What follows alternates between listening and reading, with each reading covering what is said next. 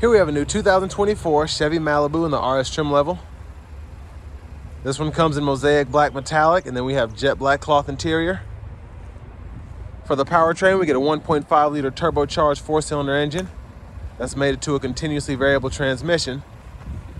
So no big changes for the 24 miles, just kind of here doing its thing. Hasn't had a real redesign since it came out in 2016, but front end here, love the blacked out bow tie. We have our halogen headlamps. And around the wheels here, 18-inch aluminum. Like the blacked out badge in there as well. Passive keyless entry on the front two doors. And then we have power door lock controls, power windows, power mirrors, rear window lock is there. Headlamp controls, hood release. Then we have a manual telescoping steering wheel. Wanted to make sure they didn't just put tilt in it for whatever reason. And there we have our 8-way power driver's seat. 2-way power lumbar support. I have that seat up front adjusted for someone of my size, being 6'3" with longer legs. But before we check out the rear seat room, big shout out to Chevrolet Buick GMC of Murfreesboro for allowing me to review this Malibu today. I'll leave a link below in the description. But a pretty great price, $27,345 for this car, I think, just compared to everything else. Now, still a lot of money, but could be much worse, believe me. Now, sitting behind myself, not bad legroom. I'm certainly not as comfortable as I would be in an Impala, but not bad.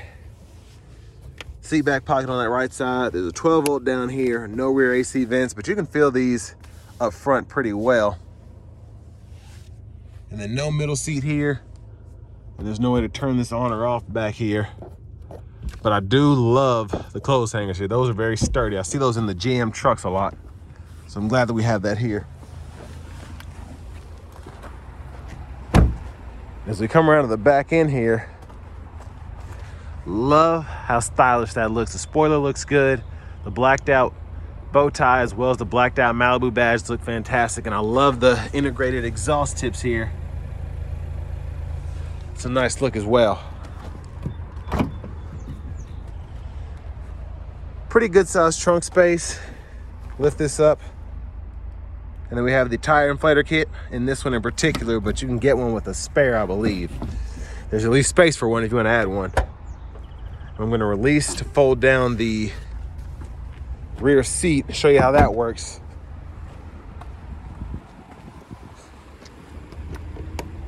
Capless fuel filler there.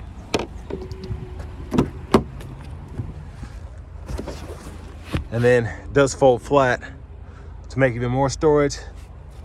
Top tethers for the car seat are up there, and then the anchors are, okay, they're hidden behind this, I guess. Yeah, so right in there.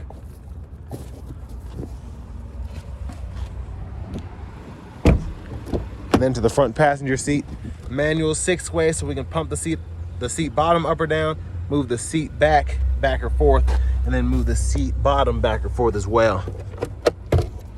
And then owner's manuals are there.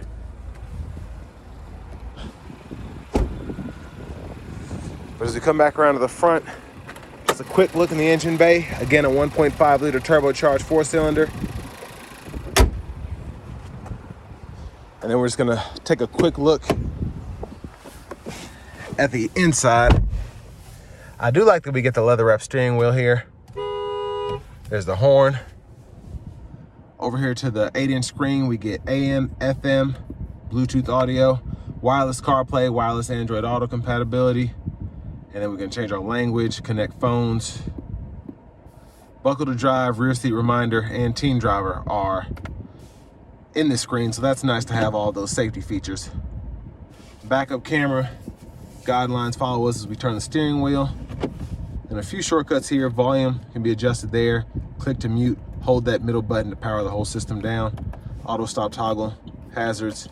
And then single zone manual climate controls are here, so we can adjust fan speed, temperature, direction, defrosters, and then we have the AC and the vent closer there.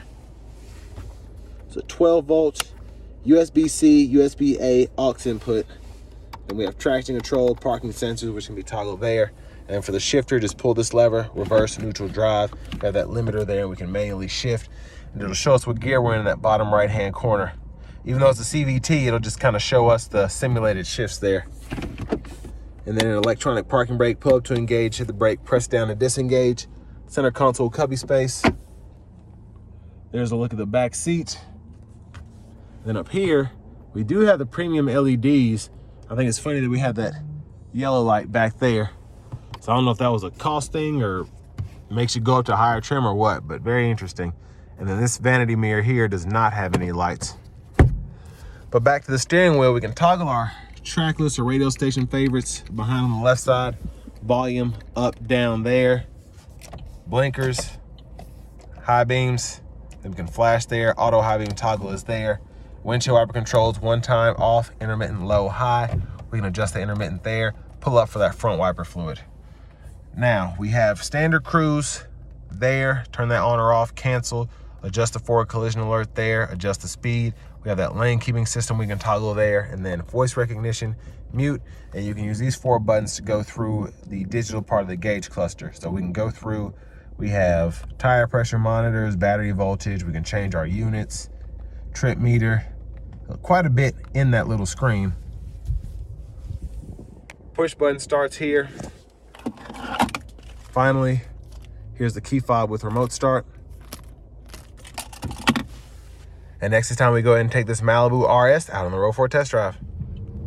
So starting the test drive in this 24 Malibu RS, I've said this many times, I've driven pretty much every Malibu several different times depending on the model year, but with this 24 RS, same holds true to the previous year powertrain. You have that 1.5 turbo 4, the CVT.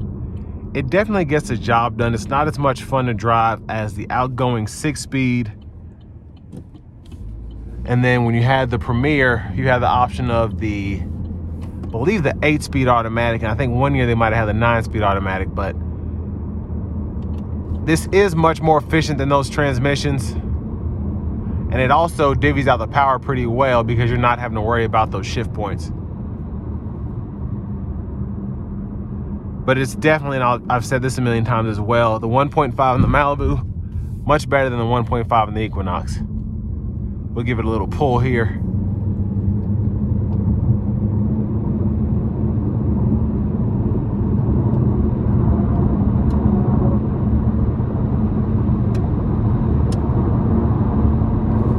So a weird feeling, but gets up to speed with ease. Just doesn't feel right, if that makes sense. Having a CVT in a car like this, because the Malibu, I've had a couple and they both drove very, very well. The ride was fantastic, but they were also just somewhat fun to drive. Now I will say the LT that I had did not have the blind spot monitors that we have on this RS here. My Premier did, but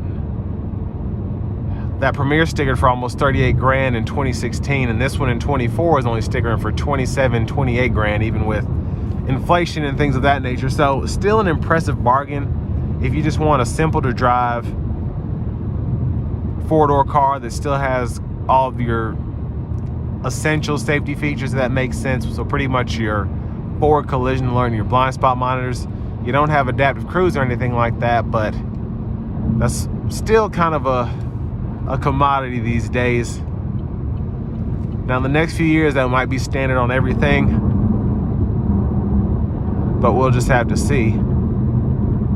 But the ride is still very good in these. It's a solid ride, not necessarily buttery smooth like a Cadillac, but it still feels very good, and you still feel like you have a car that's fun to drive. You can feel the steering and things of that nature.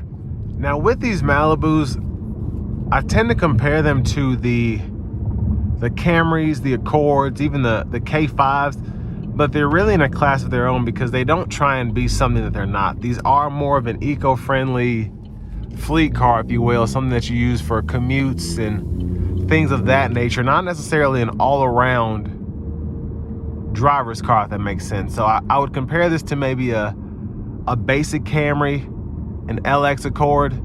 It's just bare bones. So you don't really get an XSE or I guess, the hybrid sport. You don't get all those powertrains that you get with the Accord and the Camry, or all those trim levels, excuse me. You just have this 1.5 turbo 4, and you can get leather if you want. You can get heated seats if you want, but most of the ones that sell that I've seen have cloth, no heated seats, no adaptive cruise, none of the fancy stuff, no sunroof, because people in this market, they want something economically friendly. More so something that's as economical as possible. And that's what you get here with this Malibu. You get a powertrain that's very efficient on fuel. You have everything that you want in terms of your Bluetooth, wireless CarPlay, wireless Android Auto, but that's it. You don't have a heated steering wheel. You have a leather-wrapped steering wheel, which is nice, but no leather, no heated seats, no LED headlamps. But again, a relatively good car, especially with a lifetime powertrain warranty. Because these are the way of the future, honestly. We're going to turbocharged 4-cylinders, twin turbo V6 as opposed to the V6 and the V8 respectively. And that's just, it is what it is. So with that though, you do get similar acceleration, but when you're not having your foot in the vehicle, you have very good fuel economy. But with all that being said, this will bring me to the end of my review of this 2024 Chevy Malibu in the RS trim level.